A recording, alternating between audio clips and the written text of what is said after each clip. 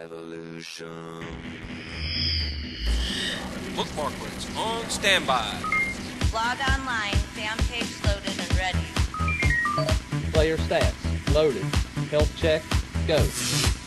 Weapons check. Eyes check. Complete.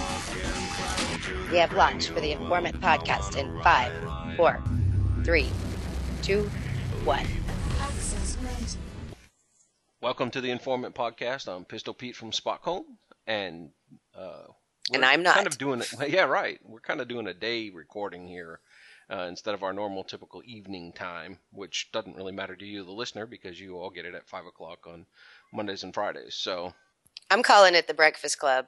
it is kind of the Breakfast Club. Yeah, we're not used to being awake at this hour. Yeah, Jen and Mike are completely nocturnal, and I went back to sleep this morning and got up right as I saw that we were going to do this. So, yeah. So we need like breakfast burritos or something. I don't know. the McDonald's Mimosas. That's what I need. Mimosas, that'd do it. Yeah, That would do it. That would set my day. No, but I'm actually going to be standing in line, probably a very long line, to be one of the first few in the midnight showing of the Hunger Games. So Sweet. Yep. That's going to be really cool. So I had a choice. I could call and record. We could record the show while I'm in line, or whether or not to record it early. I think the earlier is going to be a better option. You should still call us and give us reports from the line. That would be kind of funny.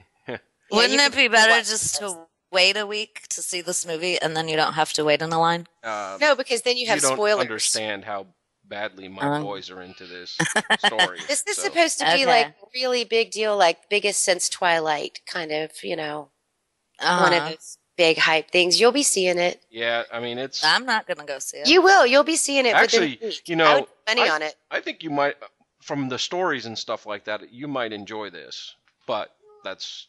I think so too. Speculation, but anyway, the whole premise of the Hunger Games divided the country into districts, and those districts had sole responsibilities to do certain things, and then there was a capital that basically created the Hunger Games, which basically meant that they would pick two people, a male and a female, from each district to fight in basically a battle to the death. Very Colosseum. Yeah, very, very much so. And then those winners then become, champions, and then they go back to their districts and they kind of live a life in luxury to a certain extent, but usually because they didn't die. Yeah, that's right. But it was a good book. There's 3 books. And you read it, or were you just told about the story? No. I actually read the books. They're actually a very easy read, and there's a lot of adults. Even Pete can read it. Yeah, even Pete can read.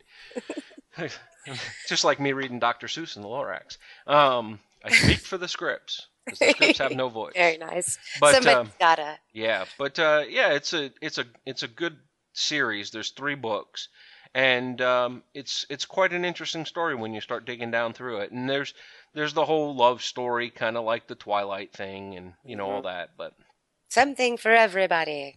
That's right. So it does look cool. I think there's a lot of interest and hype in it, and hopefully it lives up to expectations. But it looks like it's going to be phenomenal. So yeah.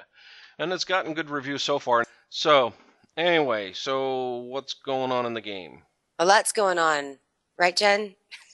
Well, yeah. Well, yeah. Well, yeah. Well, the big thing that has everybody on fire is the... Unframing. And, yeah, they blocked Unframing.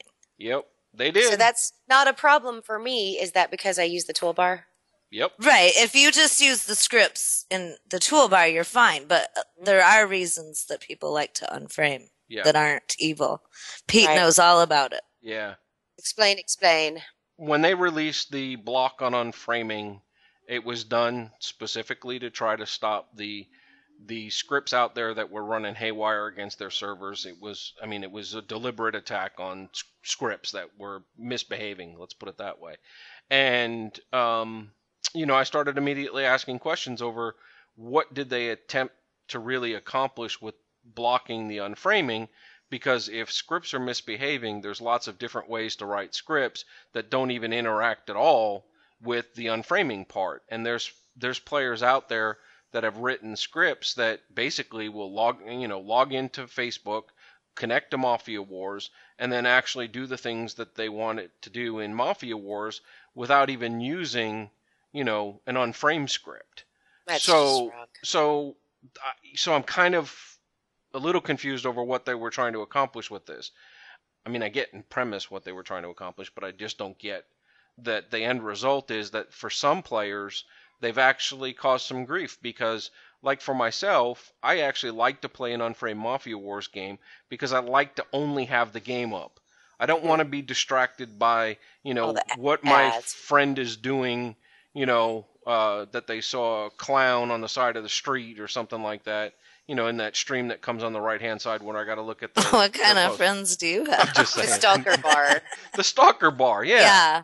Yeah. And I don't want to be distracted by that stuff. And, you get ads for this and ads for that and, other games and people are, well, so-and-so's playing Mob Wars now, or whatever.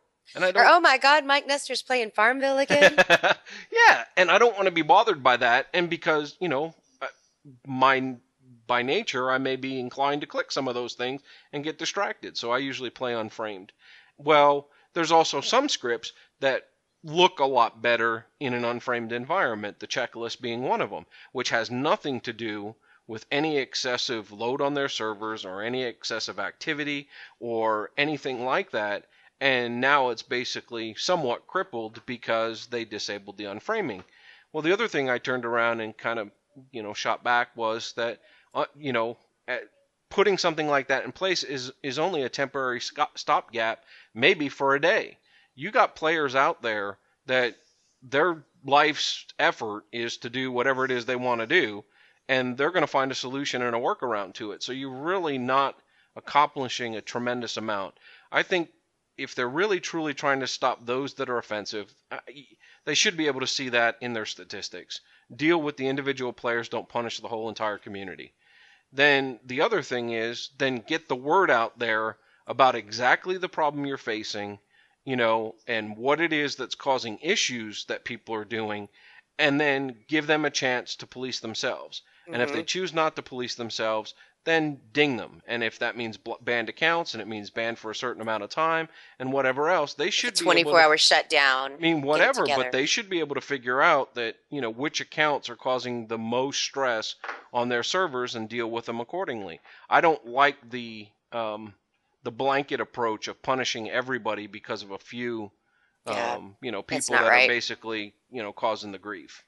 And that's what I feel it's become because, we strive very hard at Spockholm, and I know there's other scripts, Battlefield and some of the others, that they work hard too to try to remain in compliance with the unwritten rules of Zynga.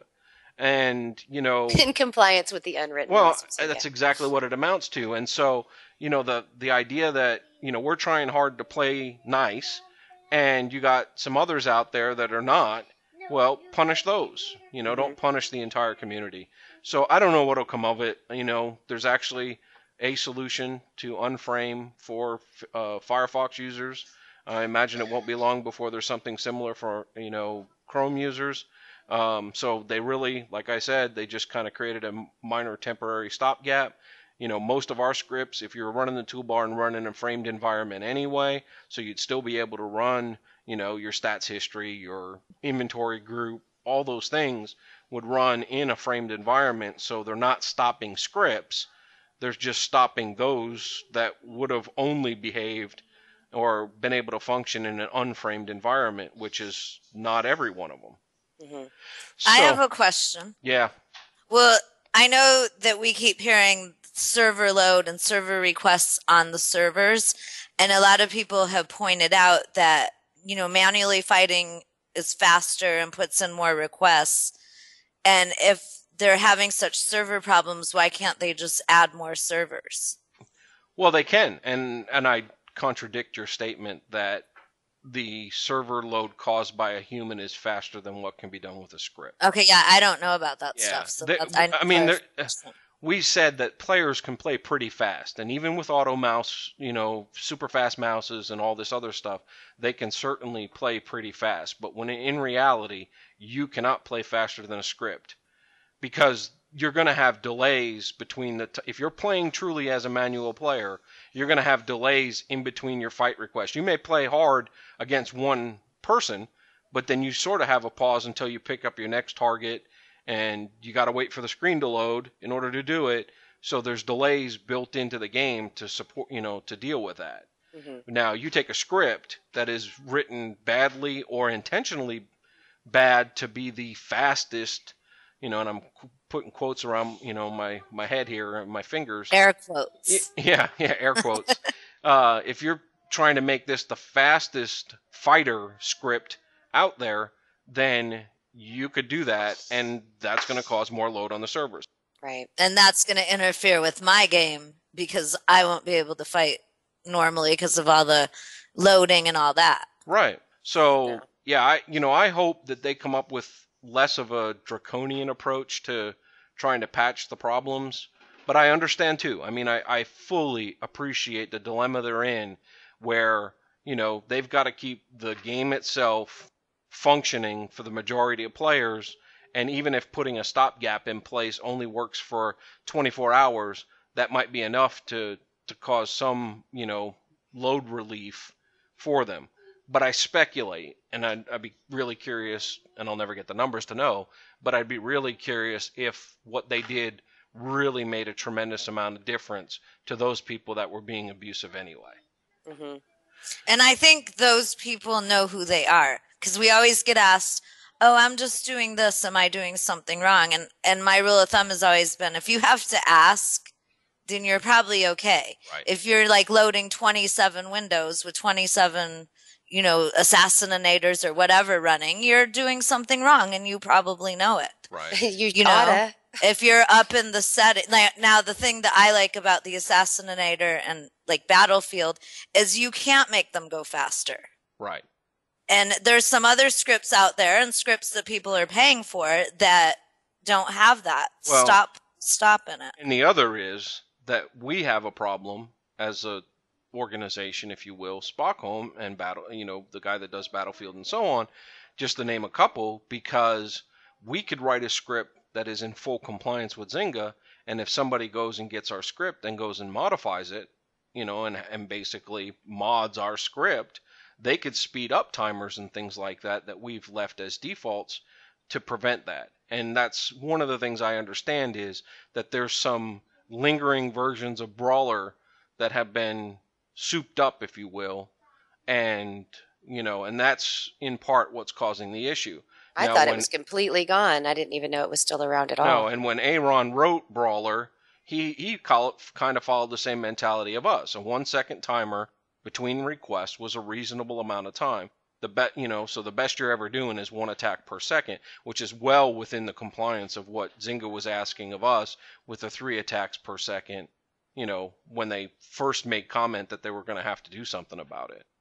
Mm-hmm. So, the idea that they've now gone in and basically, just shut down the entire world just because of it, that personally bothers me. Mm-hmm. However, I do appreciate the dilemma they're in. And, I don't know if I were in their shoes, if I would do the same exact thing. I don't know. I would certainly, I think there's a way that they could deal with the offenders faster than they could with just changing all the code to try to prevent the general public. That's my opinion. Mm-hmm.